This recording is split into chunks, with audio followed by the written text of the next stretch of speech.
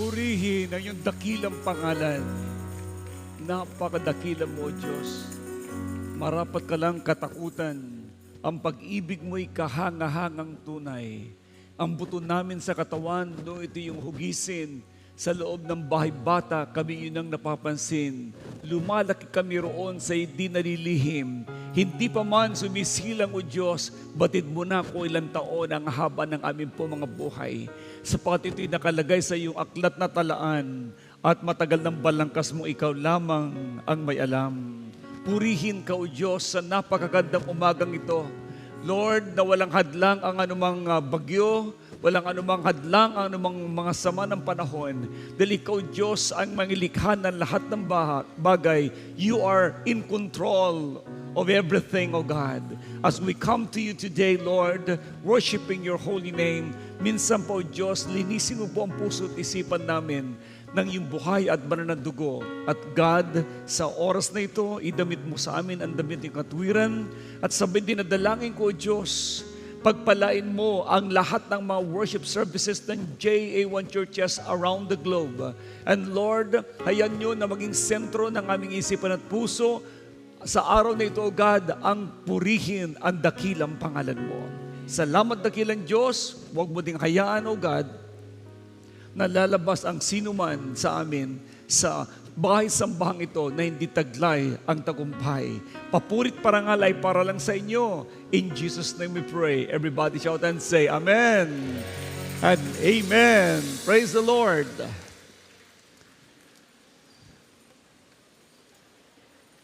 And let's declare Luke 4:18 and 19. The Spirit of the Lord is upon me, because He has anointed me to preach the gospel to the poor.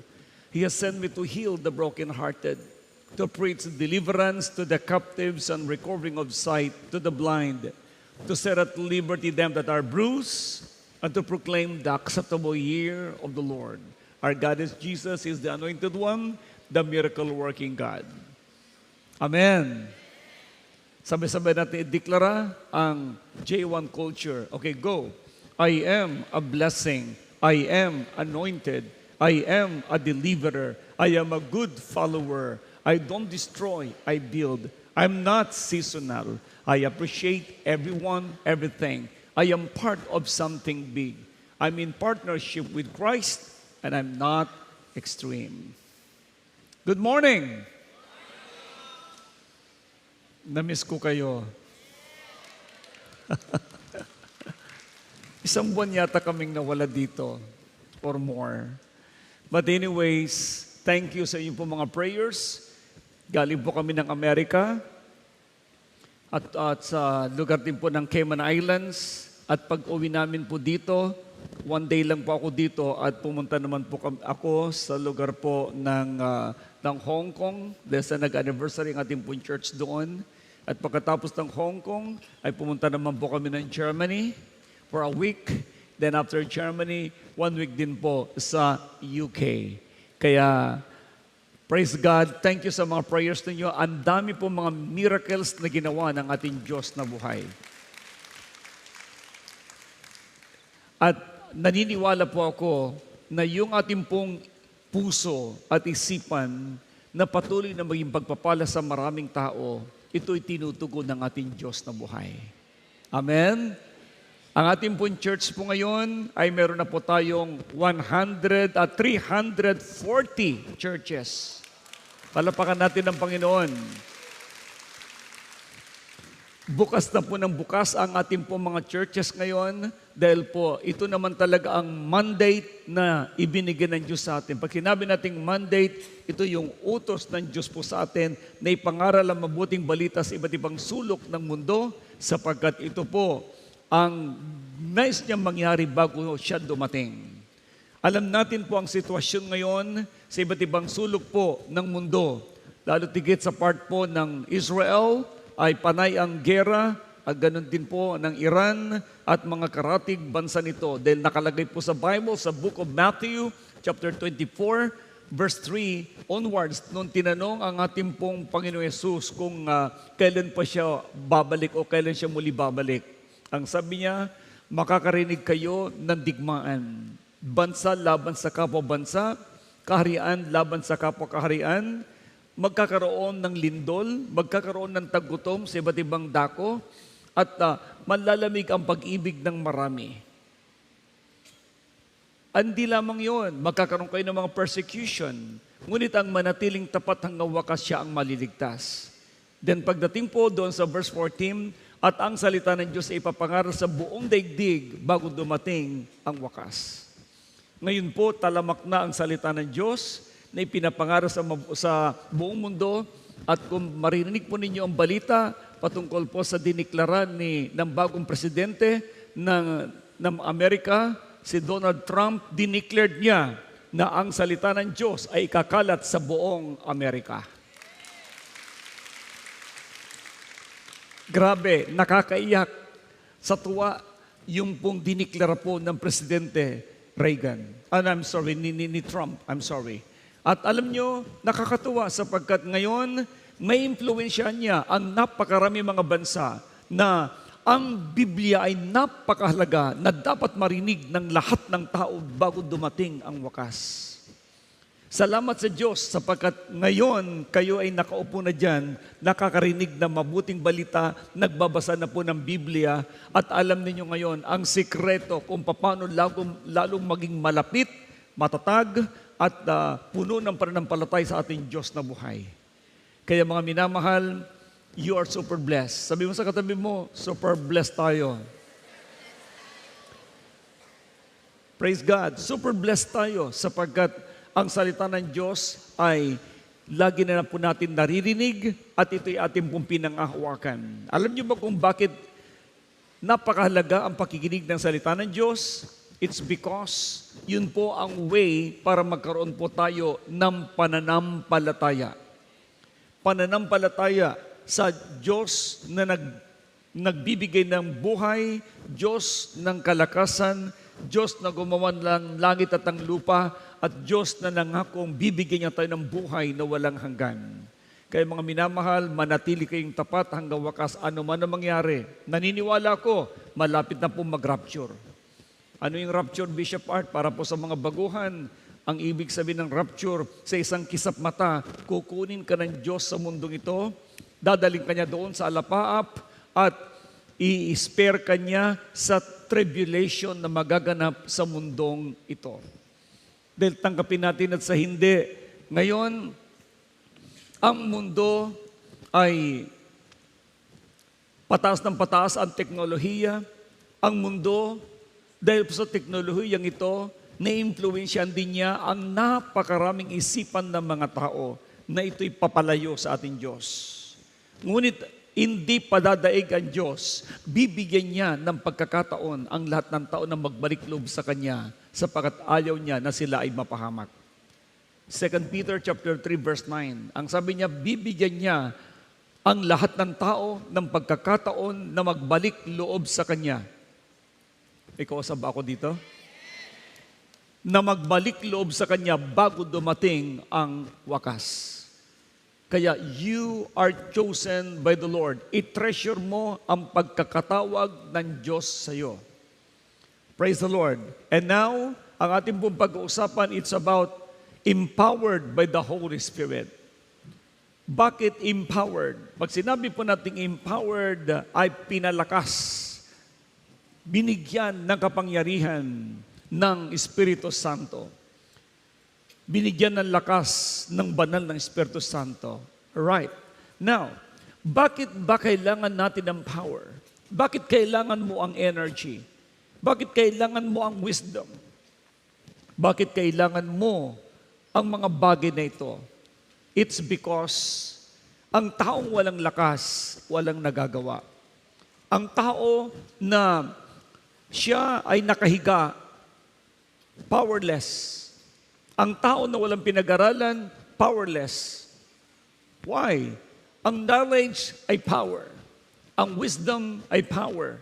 Ngunit, ang higit sa lahat, ang kapangyarihan na nanggagaling sa Holy Spirit, ang siyang dapat tanggapin at makamtan ng lahat ng tao.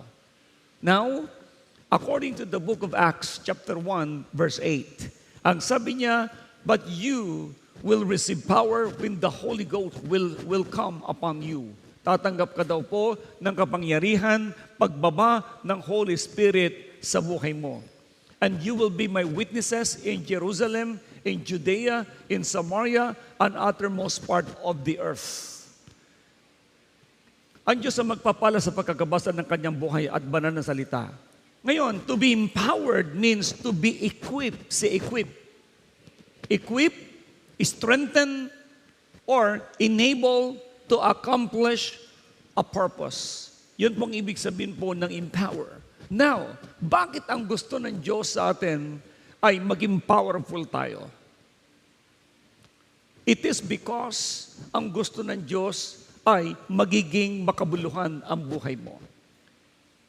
Ang mga disciples ay tinawagan ng ating pong Panginoon. At matapos niya silang binigyan ng instruction na ipangaral ang mabuting balita, ang sabi niya, you will receive power when the Holy Ghost will come upon you. Tagalogin ko, tatanggap kayo ng kapangyarihan, pagbaba ng banal na Espiritu Santo sa inyo. At kayo magiging saksi ko sa Jerusalem, sa Judea, sa Samaria, at sa iba't ibang sulok ng mundo. At yun po ang nangyari nung ang mga disciples at apostles ni Jesus Christ ay napuspos ng Holy Spirit, naging bold sila, naging matapang sila, malakas ang kanilang loob, na ipangaral ang mabuting balita na hindi kailanman nahihiya at hindi kailanman natatakot. Why? Because they have the Holy Spirit. Now, ang kausap ko ngayon dito ay ang mga tao na nagmamahal sa Diyos. Ang mga kausap ko ngayon dito ay ang mga taong handang magpagamit sa kalooban ng Diyos. Now, why you need the Holy Spirit? Alam nyo, in the Christian life, empowerment comes from God through the Holy Spirit, enabling believers to live victoriously. Gusto ng Diyos na mabuhay tayo ng punong-puno ng tagumpay. Yes, serve effectively, epektibong paglilingkod, and fulfill their God-given destiny. Do you not know na mayroong destinasyon na inilagay ang Diyos sa bawat isa sa atin? And we need to understand what kind of destiny. Una, ang destinasyon ng bawat born-again Christian ay sa langit. Hello? Pangalawa, ang destinasyon ng bawat mga anak ng Diyos ay bigyan ng kapurihan ang Diyos. Why? You are chosen by God. Hindi po lahat ng tao ay pinipili ng Diyos. Kaya kung ikaw ay narito ngayon, sinasabi ko ngayon sa iyo, you are chosen by God.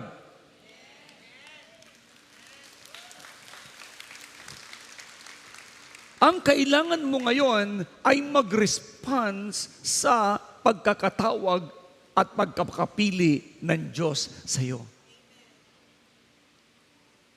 Kailangan mong tumugon. Now, paano ka tutugon?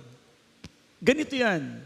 Ikaw ay pinili ko. Example ikaw ay pinili ko at ikaw'y gagawin kong lingkod. Now, kung naintindihan mo yun, na you will be the servant of God, kailangan tanggapin mo. Salamat po, susunod po ako. But if you heard that words na pinili kita at gagawin kita lingkod, nasa iyo yung choice. Sasabihin mo ngayon, ay hindi pa po ako pwede, marami pa po akong gagawin, at saka wala po akong kakayahan, at saka ang dami mong lusot. Do you not know na kapag ikay pinili ng Diyos, God will sustain your strength? Hindi mo ba alam na pag tumugon ka, automatic bibigyan ka ng Diyos ng karunungan niya, bibigyan ka niya ng kanyang lakas, bibigyan ka niya ng kaalaman, bibigyan ka niya ng iba yung kapangyarihan para may i-represent mo siya.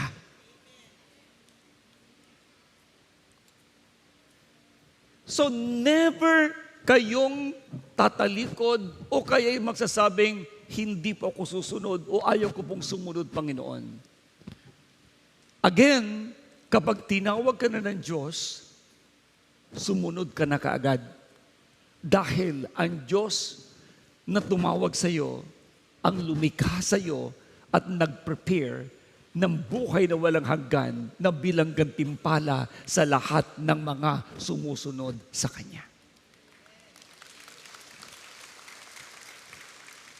Kaya ang word niya sa book of Matthew chapter 24 verse 13, ang manatiling tapat hanggang wakas, siya lang ang maliligtas. Makinig kayo mabuti. Tanggapin ninyo sa hindi. Sa mundong ito, lahat po tayo ay aalis. Bakit ka aalis? Itinalaga ng Diyos na ang katawang ito, katawan mo, itinalagang hanggang 120 years lang yan. Napansin mo, hindi mo mapigilan ang iyong pagtanda. Sabi mo sa katabi, aminin. Maski na anong gawin mo na pagpapabata, ang edad mo ang ebidensya. Oo, naguglo ang iyong pangangatawan dahil sa iyong bitamina. Ngunit, again, mayroon niyang hangganan. Why? Hindi yan ang tunay na ikaw. The real you is the soul that lives in your body. Kaya ang pinuntahan ni Jesus Christ dito sa mundo, hindi yung katawan mo. Ang pinuntahan niya dito ay ang kaluluwa mo na gusto niya maligtas at yan ang gusto niya magkaroon ng buhay na walang hanggan sa langit. Ngayon, ang ini-empower ng Diyos mismo ay ang iyong kaluluwa. Dahil ang kaluluwa mo, ang siyang iyong will, yan ang iyong emotion. Are you listening to me? Ang iyong emosyon at ang iyong will, yan ang kaluluwa. At yung kaluluwa na yan, yun ang tunay na ikaw na nakatira lang dyan sa iyong katawan. The more na malapit ka sa Diyos at ang Holy Spirit ang siya namang nananakan sa buhay mo, ini-inspired ng Holy Spirit ang iyong kaluluwa, then your soul will become more energized, powerful, at iyan ang mag-ooperate ngayon sa iyong katawan, kaya ang katawan mo ay masigla din. Ang kaluluwa na masigla, masigla ang katawan.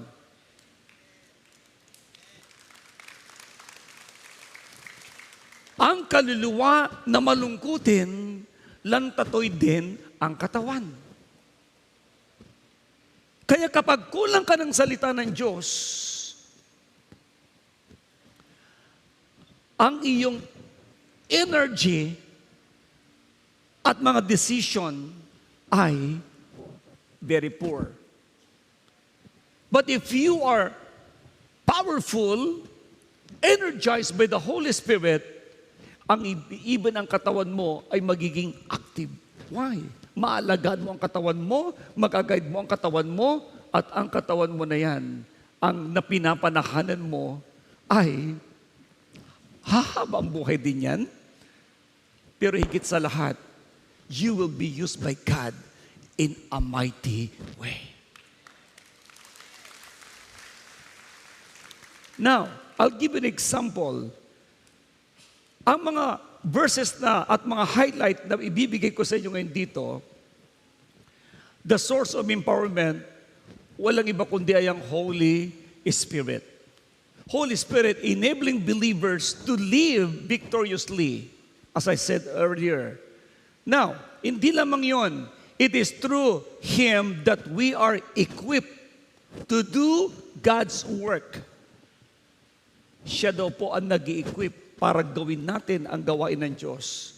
And be bold witnesses of Christ. Para tayo po'y lalong maging matapang, malakas ang loob na ipangaral ang mabuting balita. Number one, illustration here, you are empowered for spiritual victory. ikaw daw ay palalakasin ng Diyos, bibigyan ng kapangyarihan para magkaroon ka ng spiritual victory. Anong ibig sabihin ng spiritual victory? The Holy Spirit empowers believers to overcome sin, temptation, and spiritual battles. Ulitin ko muli. Ang Holy Spirit po ang nagbibigay sa atin ng kapangyarihan bilang mga mananampalataya para mapaglabanan natin ang anumang kasalanan, ang anumang mga tukso, at anumang mga spiritual na pakikibaka. I remember David. Sa book of 1 Samuel chapter 16 verse 13, siya po ay inanoint ni Propeta Samuel. Matapos siyang i-anoint ng oil, bumaba sa kanyang Holy Spirit. Sabi natin muli, anointing. Alam niyo, ang month ng November is all about the power and anointing. So, inanoint siya ng oil. Matapos siyang mapahiran ng langis, bumaba sa kanya ang Holy Spirit. At pagdating sa chapter 17, mababasa mo doon kung paano siya lalo naging malakas at kinalaban niya si Goliath. Si Goliath mismo na Philistine ay tinatakot niya si Haring Saul. Pati na ang mga army nito, takot na takot. Pero si David, walang katakot-takot. Siya ay 17 years old at tinignan niya si Goliath. Ang sabi niya, bakit kayo natatakot sa Pilisteyong ito? Sabi niya, ako ang lalaban dyan. Sabi ng mga tao, ang yabang mo naman. Ang bata-bata mo pa, ikaw ang lalaban dyan sa expert na yan, sa champion na yan. Si David ay walang katakot-takot. In fact, sinabi pa niya kay Haring Saul, mahal na hari, sanay pa ako sa labanan. Tinatalo ko po ang mga leon at mga uso, mga bears. Pag sinisilan nila ang aking mga inalagaang tupa at kambing, hinahabol ko po yon at aking pinapangahan at pinapatay ko. Ganon din ang gagawin ko dito sa higanting Goliath na ito. Nanggugulat lang yan. To cut the story short, alam natin, nilabanan niya ito. Pero ginamit niya sa pangalan ng Panginoon Diyos ng Israel, I fight against you. Bakit ganon ang binigkas ni David? It is because he knew that he was anointed by the Holy Spirit. Mayroon siyang energy inside.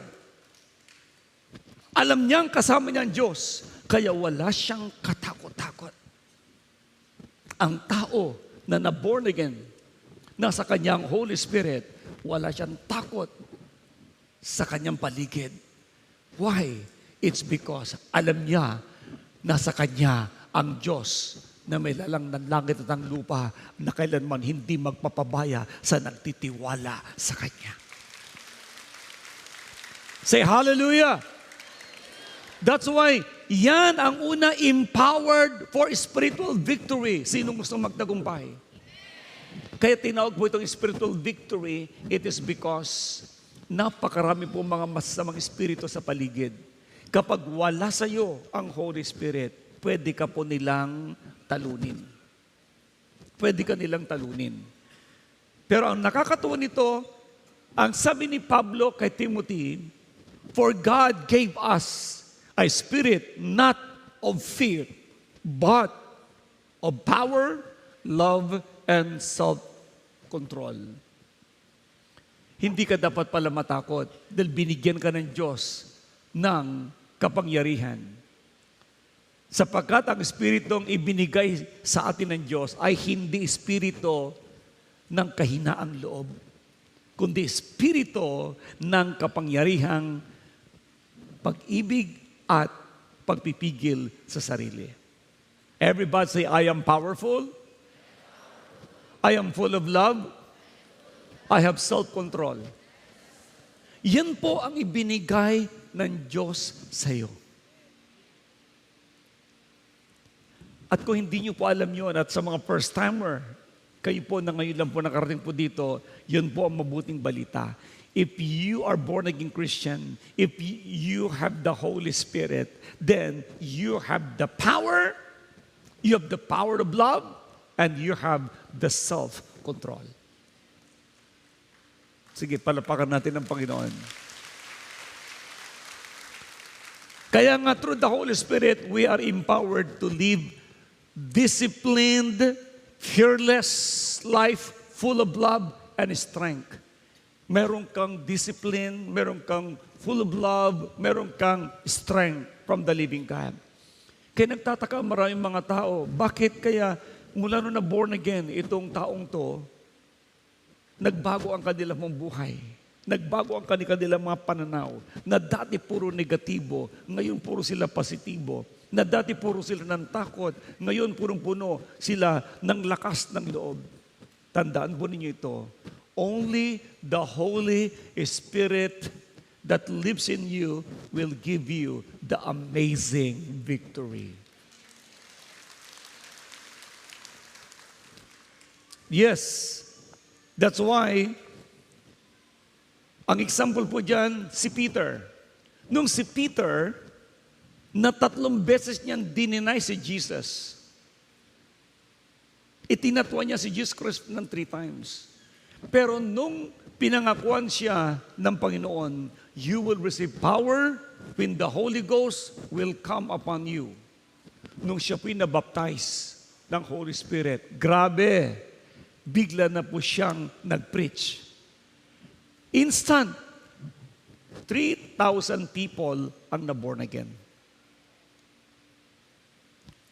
Do you not know na ang Holy Spirit na nag-ooperate sa iyo, gagamitin lang niya ang bibig mo na ipangaral ang mabuting balita at makukonvict ang mga tao na sumampalataya sa ating Diyos na buhay?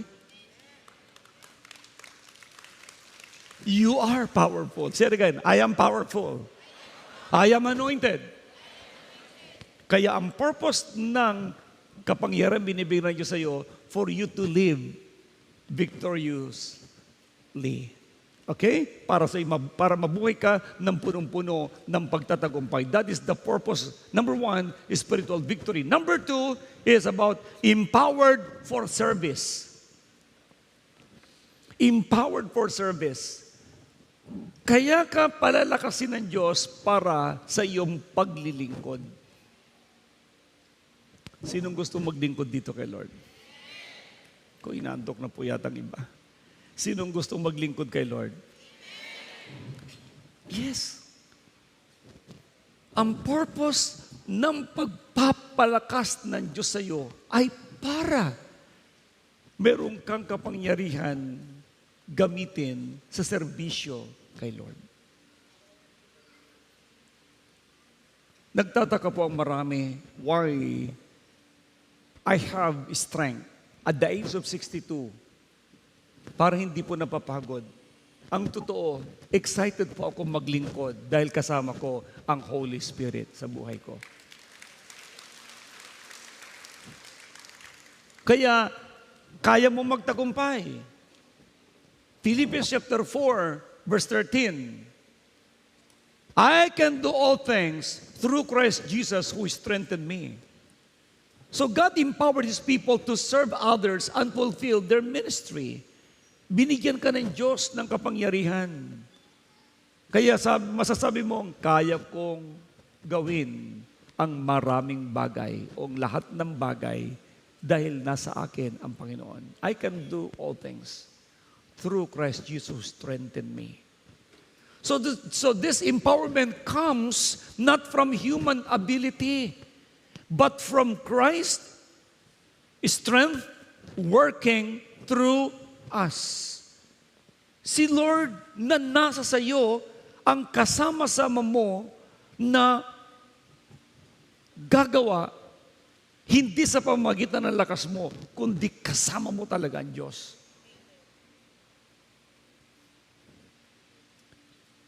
One time, nandun po ako sa Cayman Islands. Of course, excited lagi ako mag-preach. Alam niyo ba, na binigyan ako ng Lord ng songs. Habang nagda-drive, si Pastor Bong, the Holy Spirit came and inspired me. Then immediately, God gave me a new song. Sabi ko, Lord, salamat. Kapag kasama mo pala si Lord, makikita mo lamang, even yung mind mo kumakanta. Even ang mind mo ang saya-saya. Maniwala po kayo, kapag kasama mo ang Holy Spirit, maski saan ka pumunta, wala kang katakot-takot at wala kang pangamba.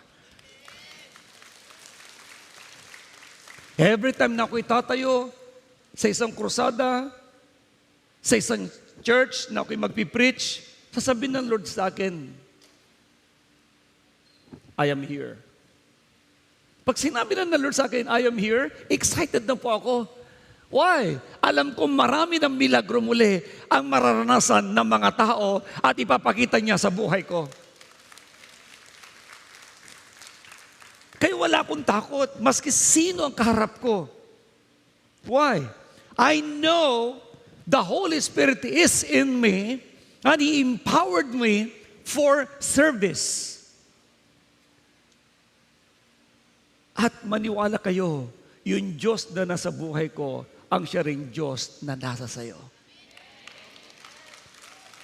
Say it again, I am anointed. I am filled by the Holy Spirit. I have no fear.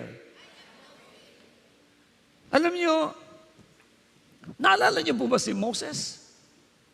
Si Moses, ang sabi nga niya, nung tinawag siya ng Lord, sabi niya, Lord, kita niyo naman po, ako'y at-at. Kita niyo naman po, hindi po ako magaling magsalita. Pero ang sabi ng Lord sa kanya, huwag mong sabihin yan, I will be with you.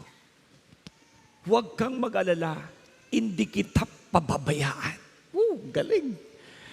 Huwag kang mag-alala, hindi kita pababayaan. Nung sinabi ng Lord yun kay Moses, lumakas ang kanyang loob. Ang sabi ng Lord pa nga sa kanya, at ito ang magiging katibayan na ako ang nagsugo sa iyo.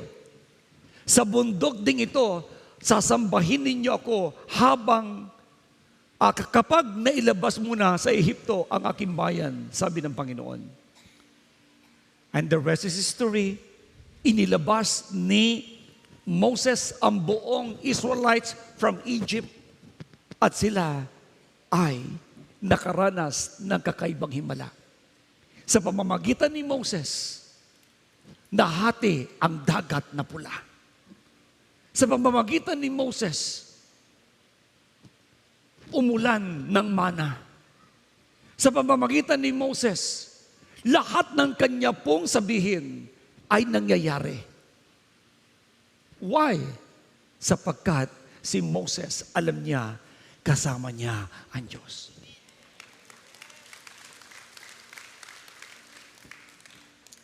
Pwede ba makita ang mga kamay ng mga tunay na born again Christian? Raise your hands. Very good. Say it again, I am anointed. I am a blessing. I am a deliverer. Alam niyo kung bakit ko kayo pinasusunod ng ganung mga bagay? Kasi gusto kong malaman mo na ako'y confident na ikaw ay may anointing na katulad ng iyong bishop.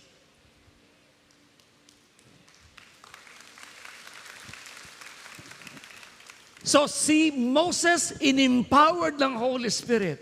Kaya sinabi sa kanya, huwag kang mag-alala. Huwag kang mag-alala. Alright. So, pagkatapos noon, napakarami mga milagro na pinakita ng Diyos sa pamamagitan ni Moses, ang mga Israelites ay humanga kay Moses. After that, dumaloy din yung kapangyarihan na yon kay Joshua. So again, empowered through service. Pangatlo, empowered for boldness in witnessing. Alam mo ba, nang sabi ng book of 2 Corinthians chapter 3, verse 5 to 6, not that we are confident in ourselves to claim anything for ourselves, but our confidence comes from God. Sabi niya, kung sa aming sarili lamang ay wala kaming kakayahan, gawin ito. Subalit, ang aming kakayahan ay kaloob ng Diyos. Naniniwala ko dito, the Lord, ang kanyang Holy Spirit na nasa sayo, ang siyang magbibigay sa iyo ng tunay na tagumpay. Sumunod ka lang.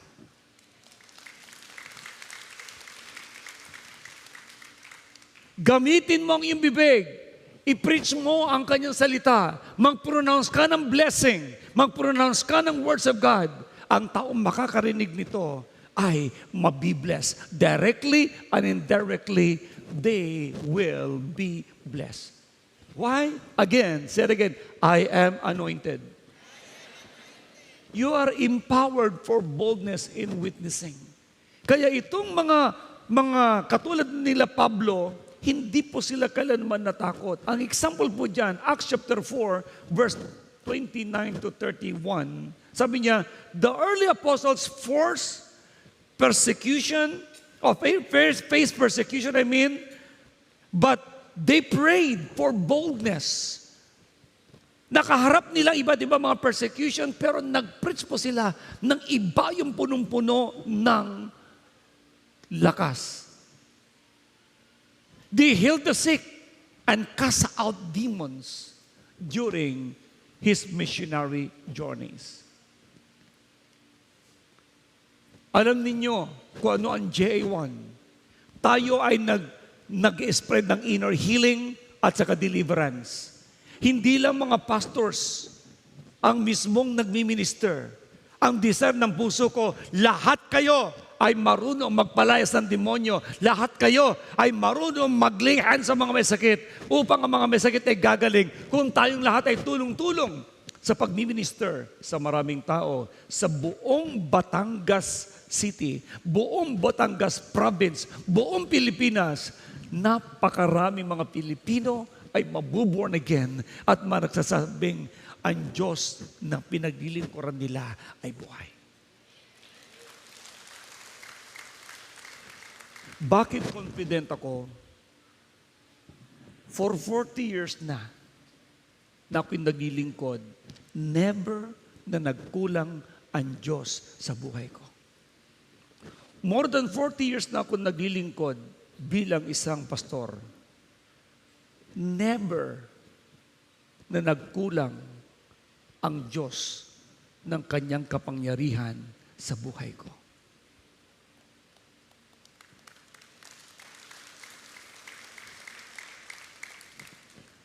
Narinig yun ang patotoo ng inyong lingkod. Pinipilit akong patayin ni Satanas, nilason po ako. Pero hindi po umobra. Inipit ako ng bus. Akala ng mga tao, durug-durug na ang aking pong mga buto-buto. Wala ni isa mang nasira na buto sa katawan ko. Why? I believe the Holy Spirit is in me. He is protecting me. Hindi perfecto ang bishop. But I have faith to the God of Abraham, Isaac, and Jacob. The God of Peter and Paul is the same God who is working in me and working in you. Kaya wala kang dapat ikatakot. You are empowered for great service. May ginagawa ang Diyos na hindi mo nakikita. Bakit? Sadyang hindi mo makikita ang Diyos, pero siya gumawa ng langit at ng lupa. Kung nalikha niya ang langit at ang lupa, ganun kalaki ang Diyos. Kaya huwag mong mamaliitin ang Diyos. Huwag mong iisipin na ang Diyos ay kakapiranggot na parang anting-anting. Huwag mo ring iisipin na ang Diyos ay ganitong nabibili. Huwag mong iisipin na ang Diyos ay sinlaki mo laang. Ang Diyos ang nagpapagalaw ng daigdig. Ang siyang nagmamaneuver sa buhay ng taong nagtitiwala sa Kanya. That's why you have nothing to fear. You have the Holy Spirit. He will be the one to direct your path for His own glory. Nagkaintindihan po ba tayo? You are empowered for service. Say again, I am anointed. And if you are anointed, you are declared super blessed.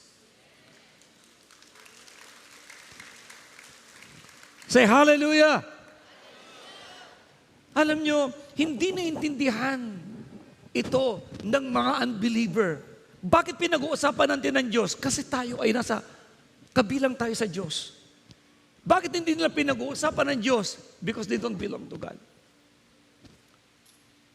Bakit kayo ng mga first-timer? Dinala kayo ng mga kaibigan niyo po dito. It's because ang nagdala sa inyong kaibigan may pagmamahal sa Diyos, na patunayan niya ang Diyos na nagbago ng kanilang buhay at yun din ang gusto nilang mangyari sa buhay ninyo. That's why, hindi ka dapat matakot. Totoo ang Diyos. Yun lang hangin na nilalanghap mo, libre ho yan. Walang taong makakagawa ng hininga. Walang taong makakagawa ng hangin. Bagkus, ang Diyos, araw-araw, minuto, segundo, ang hininga ng buhay ay ibinibigay sa iyo. Kung kaya niyang ibigay ang buhay sa iyo, kaya niyang ibigay din ang lahat ng pangangailangan mo. Boldness in witnessing. That's why, no fear. Preach the word. Share the word. Number 4, empowered for miracles. Ito na. Empowered for miracles and breakthrough. Ikaw ay in-empower ng Diyos para gumawa ng milagro. Woo! Grabe na to. Lift up your hands. Ang kamay na yan ay extension ng kapangyarihan ng Diyos na buhay. You are empowered to perform miracles. You are empowered for breakthrough. Pag sinabi po natin breakthrough, mga kapatid, ay pambihirang tagumpay. Nilikha ka ng Diyos para makaroon ng pambihirang tagumpay. Ulitin ko mula yun, baka hindi nyo naintindihan. Nilikha ka ng Diyos, in-empower ka niya para ikay magkaroon ng pambihirang tagumpay.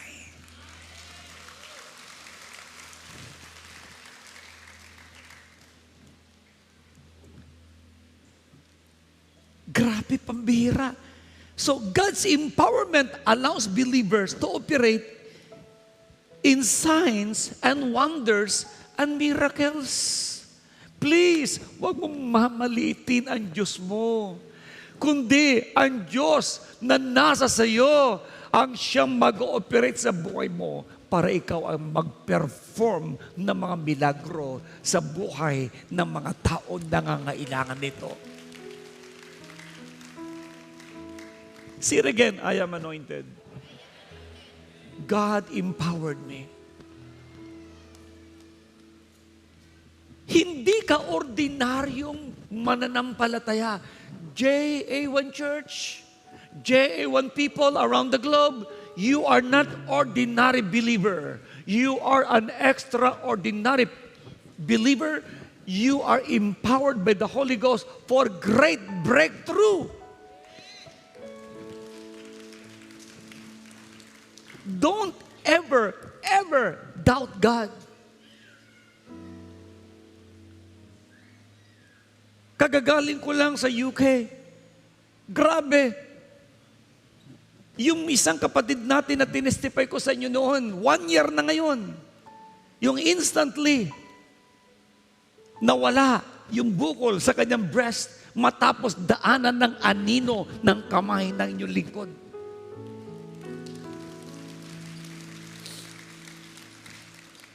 Come on, lift up your hands again. Now, tingnan nyo kung gaano ka-powerful yan, ha? Okay? Pagtapatin mo, o ilagay mo, bukas mo ang kamay mo, igano mo sa mukha mo. Hindi nakadikit, ha? Okay? Kasi yung isa hindi sumusunod yung iba. Nakaganon lang. Now, i-move ninyo pababa na. Ano naramdaman mo sa mukha mo? Hindi nyo nakuha? Pag gumanon ka, mararamdaman mo ang init. Ibaba mo, lumamig. Why? Ang kamay mo'y anointed. There is power in your hands. Maski nakadamit ka, pag uwi mo, bakit hindi mo maintindihan sinasabi? Pag uwi mo, ikaw nang makikita mo, pagtanggal mo ng kamay mo, malamig ito. Ibalik mo, iinit siya uli. That is the anointing that you have. You have the Holy Spirit. Hallelujah. Kaya ang sabi ng Lord, ipapatong mo ang iyong kamay sa mga may sakit. Ang mga may sakit ay gagaling. Bakit? You have the Holy Spirit. You are empowered by the Holy Spirit. That's why you will perform miracles. Huwag kayong matatakot. Sino man ang mga may sakit, inaalihan naman sa mga espiritu, you will set them free because Jesus is in you.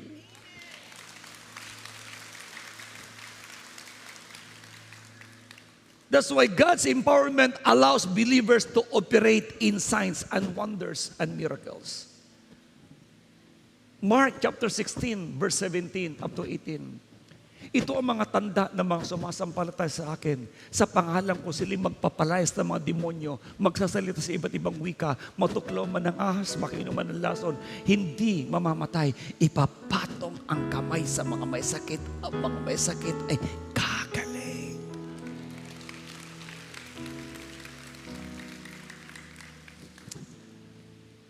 Again, for more than 40 years, naranasan ko ang pagkilos ng Diyos sa buhay ko. Kaya ang Diyos kong pinaglilingkuran at ang Diyos natin pinaglilingkuran, J1 people, He is the same yesterday, today, and forever.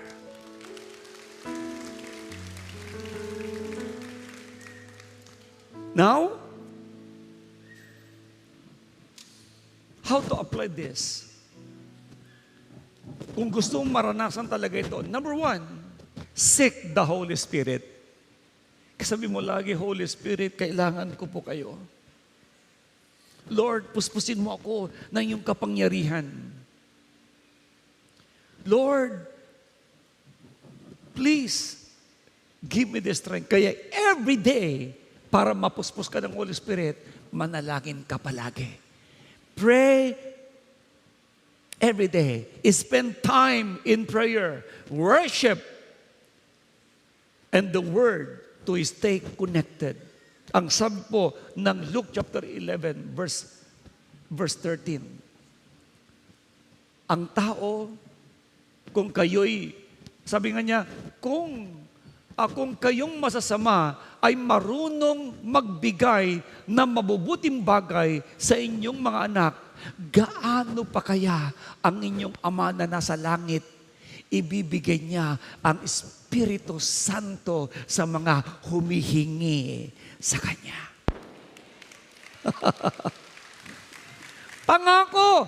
Kaya pray, umaga lumuhod ka na kaagad, mag-worship ka na, you are empowered by the Holy Ghost. Hindi yung ang aga-aga, busy-busy, ano ba maluluto natin ngayon, ano bang kakainin ngayon, ano bang... No, give time. Alam nyo, hanga-hanga ako din sa mga bababanggit ko lang. Ito mga group ni Pastor Medi. Saan ka nakakita? Madaling araw, 2:00 pa lang yata, gising na po sila, tapos na nanalangin na. Yung isa dyan, ang haba manalangin, 2 oras. Grabe. Kaya naman lagi sila excited eh. Sa totoo lamang, kapag ikaw ay babad sa prayer, may ginagawa ang Diyos na hindi mo namamalayan. You are empowered. So seek the Holy Spirit. That's the number 1. Number 2, step out in faith.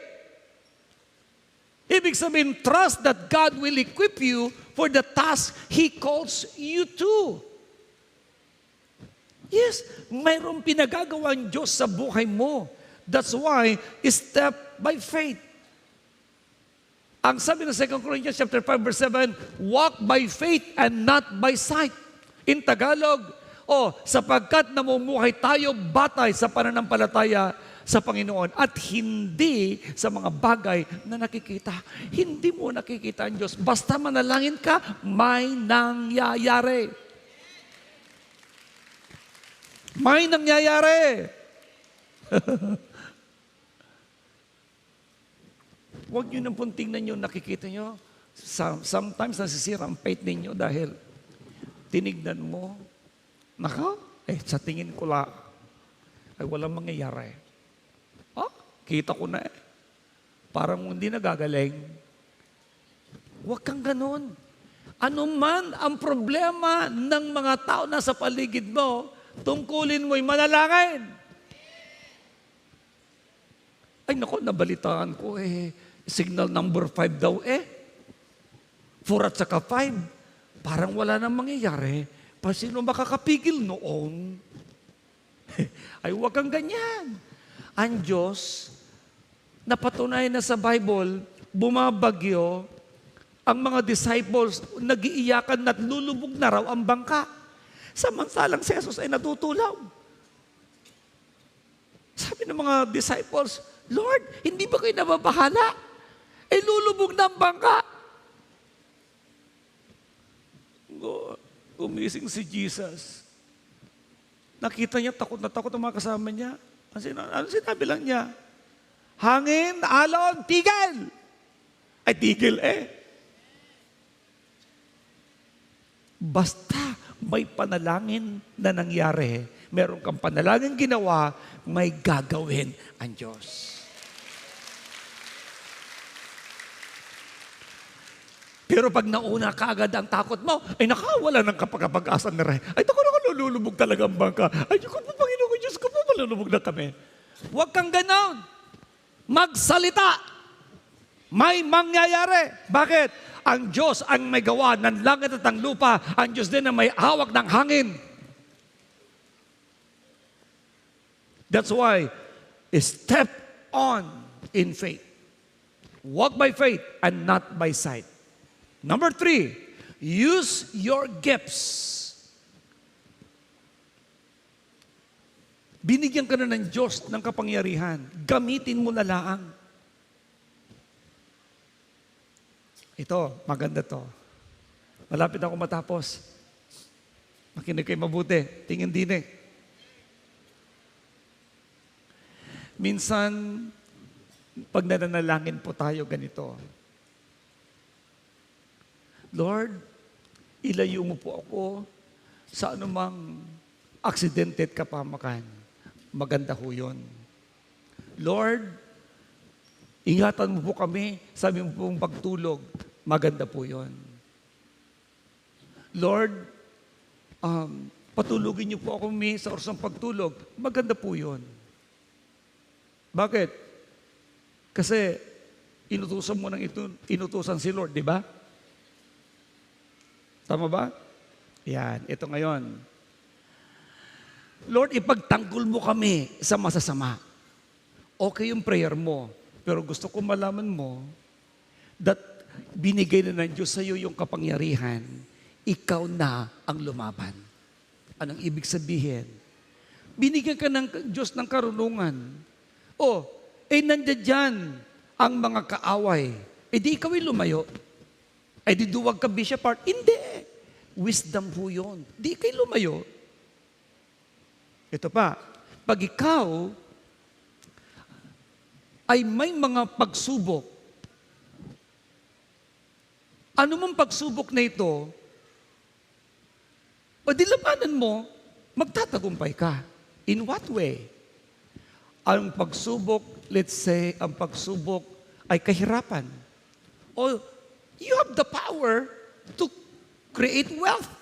Di magtrabaho ka para mawala ka sa kahirapan. Ang pagsubok ko sa akin, hindi kami nawawalan ng utang. Kaya hindi ka nawawalan ng utang kasi gumagastos ka ng higit sa iyong kinikita. Kaya babaon ka sa utang. So ano ngayon ang kapangyarihan meron ka? Self-control. Ang sabi ng Lord, hindi kita binigyan ng espiritu ng pagkatakot, kundi binigyan kita ng pag-ibig at self-control. Temptation. Nandyan ang tukso. Di lumayo ka sa tukso. Hindi, tukso, layuan mo ako. Hindi. Ikaw ang lalayo sa tukso. Kasi tukso nga eh. Kung si Jesus Christ nga nagpapasting, lumapit ang tukso eh. Pero anong ginamit ni Jesus Christ? Nilabanan niya ang tukso. Ginamit ang salita ng Diyos. At talsik ang demonyo. Guys, binigyan ka na ng Diyos ng kapangyarihan. Gamitin mo na lang ito at magtatagumpay ka sa lahat ng iyong mga gagawin. Now, nabanggit ko, use your gifts. Each believer is uniquely gifted. Use your talent to serve other and glorify God. 1 Peter chapter 4, verse 10. Ito po, sabi nga niya, bilang mabubuting katiwala ng iba't ibang kaloob ng Diyos, gamitin ninyo ang kakayahang tinanggap ninyo sa kapakinabang ng lahat.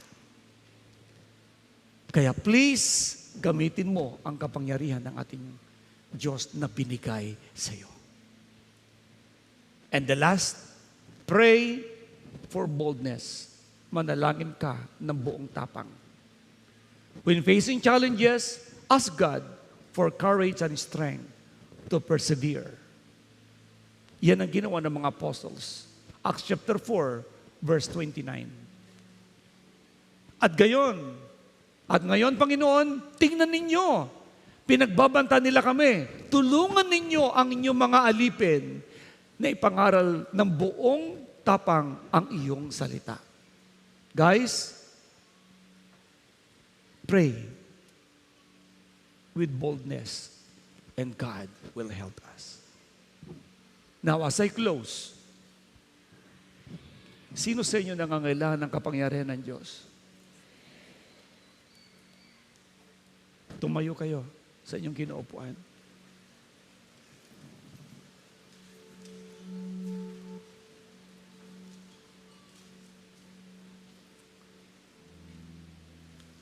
At sabihin natin, Lord, I can do nothing apart from you. Please guide me by your grace. Tawagin natin ang pangalan ng Panginoon. After natin itong kantahin, magpipray po tayo. Sabihin natin sa Kanya, Lord, kailangan ko po kayo. At palalakasin ka ng Diyos sa araw na ito. I come to you, Lord. Yes. hoping for your grace, your power and love. Always be there. Always be there. Lord, I need you.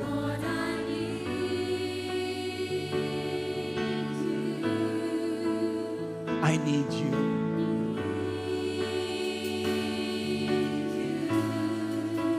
Help me, I pray.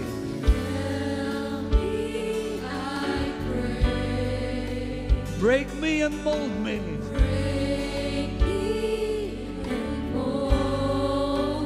Teach me your ways. I call on your name. I call on your name, asking for your help. Please give me the strength.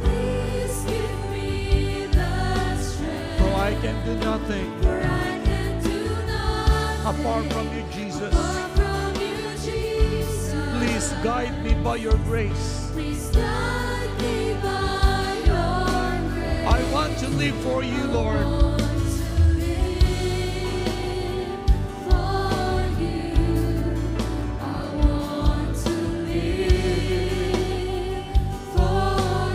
I want to live.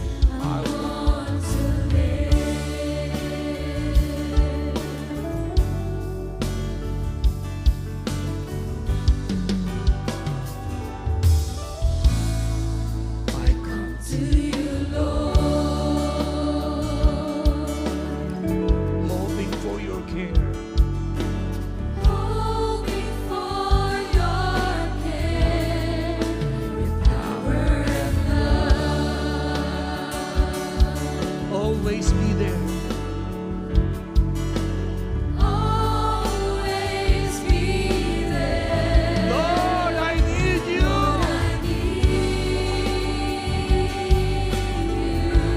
I need you, Lord.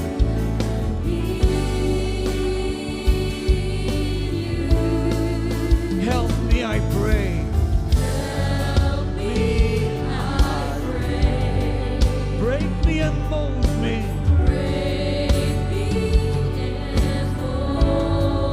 Teach me your ways. Teach me your ways. I call on your name. Call on your name, asking for your help. Please give me the strength. Please give me the strength, for I can do nothing apart from you, Jesus. Please guide me by your grace. Guide me by your grace. I want to live for you. Want to live for you. I want to live for Ako'y lumalapit. Ako'y lumalapit. At sumasamo. palakasin ako, Panginoon. Palalasin ako. Pagkat di ko kaya. Pagkat di ko kaya kung Wala ka, Kristo. Kahapagan ako. kahabagan ako. Ang buhay ko sa'yo maglilingkod. Sa'yo For the last time, ako'y lumalapit at sumasamo.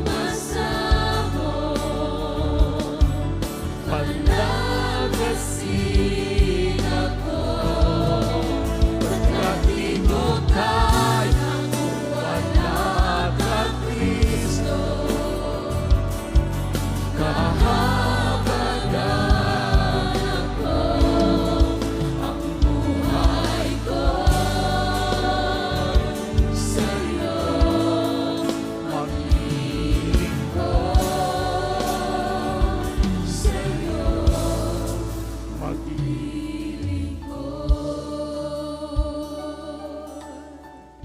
Keep your eyes closed. This time, habang kayo nakayukot, nakapikit, ibigay niyo ang buhay niyong lubos sa Panginoon.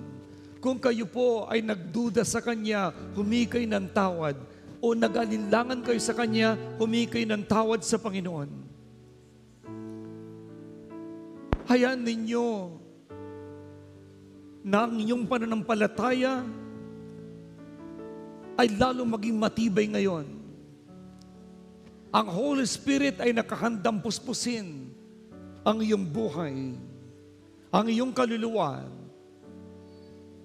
sapagkat siya ang nagsabi, you will receive power when the Holy Ghost will come upon you. Ibigay mo ang buhay mo sa Panginoon. Tanggapin mo siyang lubos sa puso mo bilang tagapagligtas ng iyong buhay. At sabihin mo ang panalangin ito habang nakataas ang kamay mo, Panginoong Yesus, ang buhay ko'y sa iyo. Patawarin niyo po ako sa lahat ng pagkukulang ko, sa lahat ng kasalanan ko, pag-alinlangan. Linisin niyo ang puso ko ng iyong banal na dugo. Lord, maghari kayong lubos sa buhay ko. Tinatanggap kitang lubos bilang tagapagligtas at Panginoon. Salamat dakilang Diyos. Lord Jesus, fill me with your Holy Spirit today and every day in the name of Jesus. Get ready. Sa oras na ito, mga kapatid, hilingin ko na puspusin kayo ng Diyos ng Holy Spirit. Come on, desire. Shakarabababakande. Sakaraba shakarabasande. Lord! Sige! Hilingin mo ngayon kay Lord na puspusin ka ng kanyang kapangyarihan. Shakarabababaya. Shakarabakande. Lord, puspusin po ninyo ang iyong mga anak ng iyong kapangyarihan. Holy Spirit, fill your people once again. Now, receive. Now, receive it. Shakata babarababangarabaganda. Tanggapin mo ang kapangyarihan ng Diyos na buhay. Tanggapin mo, tanggapin mo, tanggapin mo. Now, receive the anointing. Receive the anointing. Ang anointing na binibigyan niyo sa iyo, you will perform signs and wonders and miracles. And at the same time, the Lord's giving you the wisdom. Yes, receive wisdom, knowledge.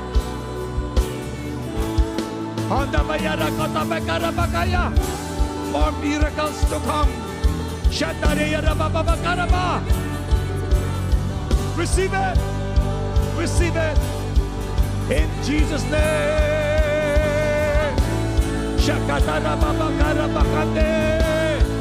Receive the power. Receive the power of the Holy Ghost. Maging kayo man na nasa tahanan, nasaan mo kayong lugar. I speak. Power of God is in you. Receive. Receive the Holy Ghost. Receive. Now. Shanta babarababakanda rabakaya. Sabay, dinideklara ko ang divine healing mag-flow sa buhay ninyo. Pinadadali ko ang divine healing. Yeah, receive it! Receive divine healing. Receive the power of God. Receive the anointing. Shando Borobo. Boroba Sikiriya Rabakanda. Receive the power of God. Receive that anointing. In Jesus' name. And say, Lord, Lord, I receive I receive in my heart in my heart your anointing. your anointing. I am anointed. I am anointed. I am filled with the Holy Ghost. I am filled by the Holy Ghost. Use me, Lord, Use me, Lord, for your glory alone. for your glory. Thank you, Lord. Thank you, Lord. I am blessed today. I am blessed today. I am healed. I am healed. I am blessed. I am blessed. I am anointed. I am anointed. In Jesus' name. In Jesus' name. Open your eyes. You are declared healed and super blessed today. In Jesus' name. Huwag na kayong matatakot maglihan sa mga may sakit. Kasama mo ang Diyos. You are anointed by the living God. Amen? Hallelujah. Bigyan mo ng high five ang katabi mo. You are declared super blessed. Amen. Thank you, Jesus. Receive your healing and blessings now. Amen.